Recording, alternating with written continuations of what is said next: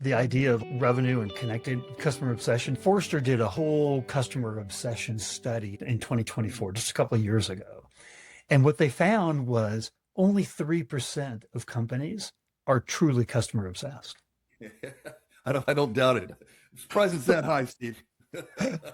But we all say we are, right? Yeah, If we sure. if we're Of ever course. asked, are you customer first? Are you customer obsessed? Absolutely, right? Yes.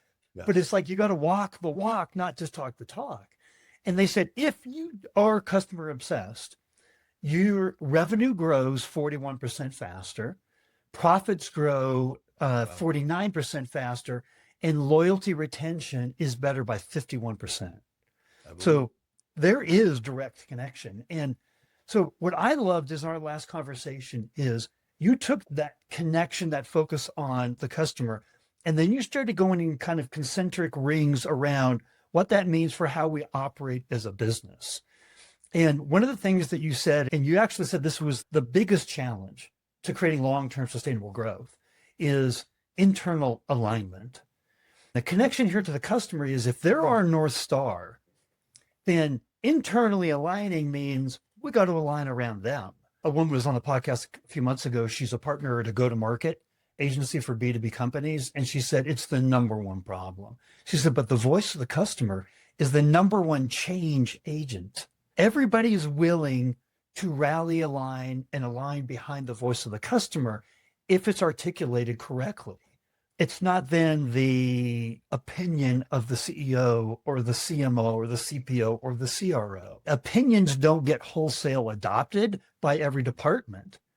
But if we're not aligned and we're all going in different directions, why did you bring it up as the number one challenge to creating long-term sustainable growth, internal alignment? I'd like to hear it from your voice. Yeah, sure. I've been focused on this for probably at least the past 15 years, what I call the connective tissue within an organization. And again, listen, you go back, everybody has the best intentions. Every department, every individual within that department. I always say nobody shows up to be a zero. Everybody wants to be a hero. And, Yeah. Yeah. if you're not getting the kind of results that you want, in this case, your clients aren't delighted. They're not obsessed with you, your company, or your solutions and services. You might have a connective tissue issue. So, that's why I bring that up. I'll give you a recent example. Our customer success management team is managed by a different part of our organization than the sales organization. Yeah. We were working with a client, a large client of ours, been a client for quite some time, on a renewal.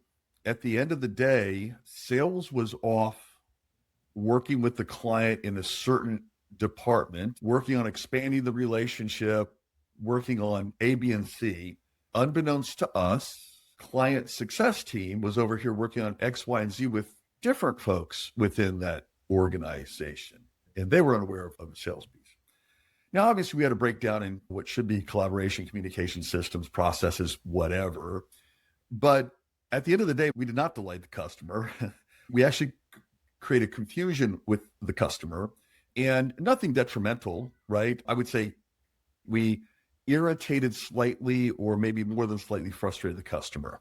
Now, we found out about our blind spots there. We course corrected. Now back to being obsessed about that client and showing them that. But if you don't have the communication vehicles in place, you don't have the processes, the systems that are interlocked, you're going to miss out. It's a great example of organization and businesses running so hard, so fast, attempting to do the right things. If you miss one, if you don't have the communication strategies, cadence, processes, these things in place, you're going to miss. If you do have these in place, but you don't have the commitment as an organization around them, hence the discipline around them to make sure you're not skipping steps in the process, you're going to miss the mark. And it's really easy to do, right? So I think, product development, they're running hard and fast, heads down, trying to create this next great solution for the clients. And they might forget to check in on, hey, we're at this phase. Let's check in with our client base.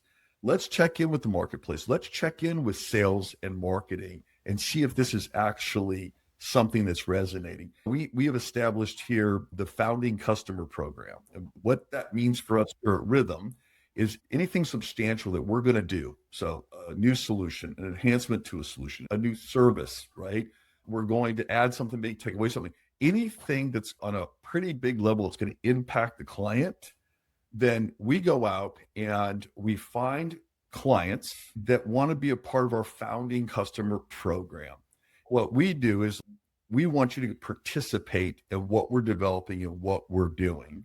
And in return, these are the things that we're going to offer you because your time and energy is very valuable. We understand that. And so they might have access now to our chief product officer has something to do with product. They might have a major say in our product roadmap for the next year or two. And that's valuable to clients, right? Because in today's world, in our case, you're not just slinging software. It really is about the partnerships and truly growing together.